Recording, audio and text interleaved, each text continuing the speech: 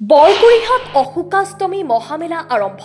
সাংস্কৃতিক শোভাযাত্ৰাত চলচ্চিত্ৰ অভিনেত্ৰী মলয়া গোস্বামী।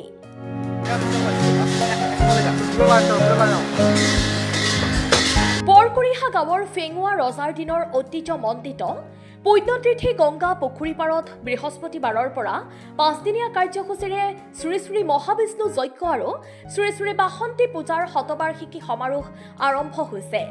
বৃহস্পতিবাৰে পুৱা সাংস্কৃতিক শোভাযাত্ৰা আৰু জল আহৰণেৰে অনুষ্ঠানৰ শুভাৰম্ভ কৰা হয়।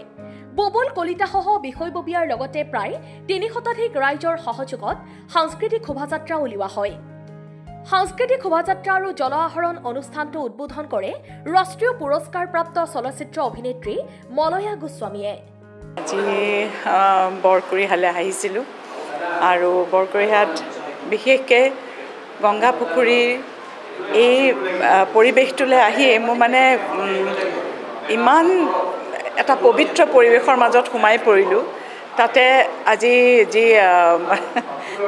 ধন্যবাদ আজি যি বিষ্ণু যজ্ঞ শ্ৰী শ্ৰী বিষ্ণু যজ্ঞৰ অনুষ্ঠিত হৈছে, লগতে বাসন্তী পূজা অশোকাষ্টমী, কি এটা মানে সুন্দৰ পৰিৱেশ, ইমান পবিত্ৰ পৰিৱেশ এটা।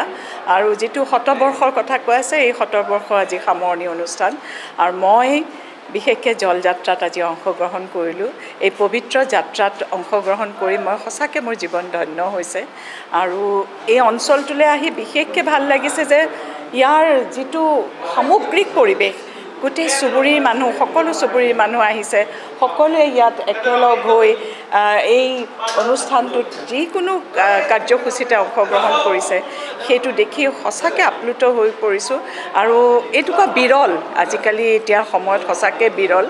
আৰু মই আশা কৰিছোঁ তেখেতসকলে, আগৰ প্ৰজন্মই যিখিনি তেখেতসকলে প্ৰচেষ্টা লৈছে, এই গংগা পুখুৰী পৰিৱেশ সুন্দৰকৈ বিনষ্ট নোহোৱাকৈ ৰাখিছে, মই আশা কৰিম যাতে আমাৰ পিছৰ প্ৰজন্মই যাতে সেইখিনি কথা অনুভৱ কৰে আৰু এই চুবুৰীটোৰ যি পৰম্পৰা, যি ধৰ্মীয় পৰম্পৰা, সেইখিনি আৰু পৰিৱেশ, এই পৰিৱেশটো যাতে তেওঁলোকে সুন্দৰকৈ সংৰক্ষণ কৰে, তাৰ ওপৰত মই নিশ্চয় সেইটো আশা কৰিছোঁ। আৰু ভগৱানৰ ওচৰত প্ৰাৰ্থনা জনাইছোঁ। আগত বহাগ বিহু আমাৰ আহি আছে, সকলোলৈকে মই আন্তৰিক শুভেচ্ছা জনাইছোঁ। সকলো কুশলে থাকক, ঈশ্বৰৰ ওচৰত তাকে প্ৰাৰ্থনা জনাইছোঁ। শ্ৰী শ্ৰী মহাবিষ্ণু যজ্ঞ আৰু বাসন্তী পূজাৰ শতবাৰ্ষিকী সামৰণি সমাৰোহ আমি পাতিব লৈছোঁ 2025 খ্ৰীষ্টাব্দত। আমি আৰম্ভণি কৰিছিলোঁ 2024-তে, এইটো আমাৰ সামৰণি সমাৰোহ। আমি 5দিনীয়াকৈ বৰ্ণাঢ্য কাৰ্যসূচীৰে এই অনুষ্ঠানৰ আয়োজন কৰিছোঁ। ইতিমধ্যে আমাৰ কেইটামান প্ৰগ্ৰেম পাৰ হৈ গ'ল।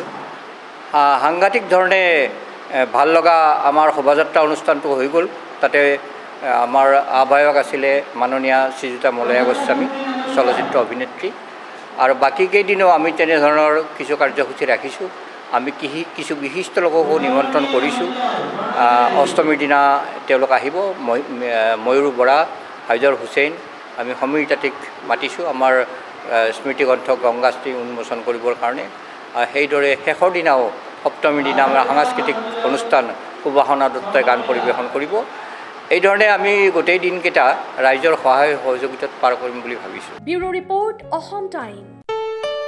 ঘৰত আনন্দ আৰু সম্পৰ্কৰ চমক বজাই ৰাখিবলৈ জৰুৰী হৈছে সকলো আনন্দময় মুহূৰ্তত মৰমৰ উপহাৰ দিয়াটো। সেইবাবে মধুশ্ৰী জুৱেলাৰ্ছে আনিছে সকলো ৰঙীন ক্ষণৰ বাবে বিশেষ গহনা। হীৰাৰে হওক, সোণৰে হওক বা ৰূপৰে হওক, শ্ৰেষ্ঠ ডিজাইনছ আৰু হলমাৰ্কযুক্ত গহনাই ৰাখে সম্পৰ্কক নিখুঁত। তেনেহ'লে আজিয়ে আনক আনন্দ মধুশ্ৰী জুৱেলাৰ্ছৰ সৈতে।